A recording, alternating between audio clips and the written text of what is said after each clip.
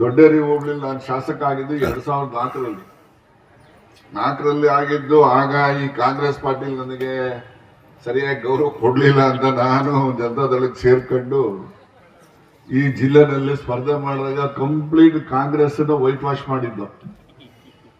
Congress complete ಮುಗಿಸಿದ್ದು ಅಲ್ಲ.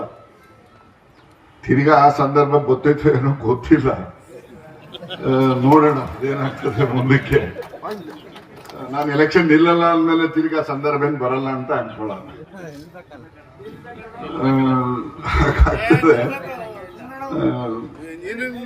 ಆಯ್ತಪ್ಪ, ನೀನ್ ಹೇಳ್ದಂಗೆ ನಾನು ಕೇಳೋದು ಆಯ್ತಲ್ವ, ಸುಮ್ಮನೆ ಕೂತ್ಕೊಂಡ್ಬಿಡಿ. ಈಗ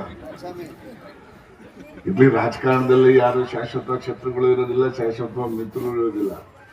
ನಾನು ಮೋಟರ್ ಸೈಕಲ್ ರ್ಯಾಲಿ ನೋಡ್ಕೊಂಡ್ ಬಂದೆ. ಒಬ್ರು ಒಂದು ಬಾಟ ಹಿಡಿದಿಲ್ವಲ್ಲ, ಯಾಕೆ? ನಾನೇ ಬಿಟ್ಬಿಟ್ಟಿದ್ದೀನ ಕಾಂಗ್ರೆಸ್. ಒಬ್ರು ಒಂದು ಬಾಟ ಹಿಡಿದಿಲ್ಲ, ಗಿರಾಕಿಗಳು ಎಲ್ಲ ಒಂದ್ 100 ಬಾಟ ಹಿಡಿಯೋರು, ಯಾಕೆ ಒಬ್ರು ಹಿಡಿದಿಲ್ಲ. ಅದೇ ನನ್ಗೆ ಆಶ್ಚರ್ಯ ಆಗ್ಬಿಡುತ್ತೆ ನನ್ಗೆ.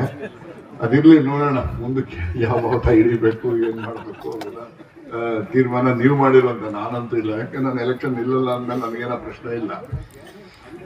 ರಾಜಕಾರಣದಲ್ಲಿ ಯಾರು ಶತ್ರು ಇರೋದಿಲ್ಲ, ಯಾರು ಮಿತ್ರರು ಇರೋದಿಲ್ಲ.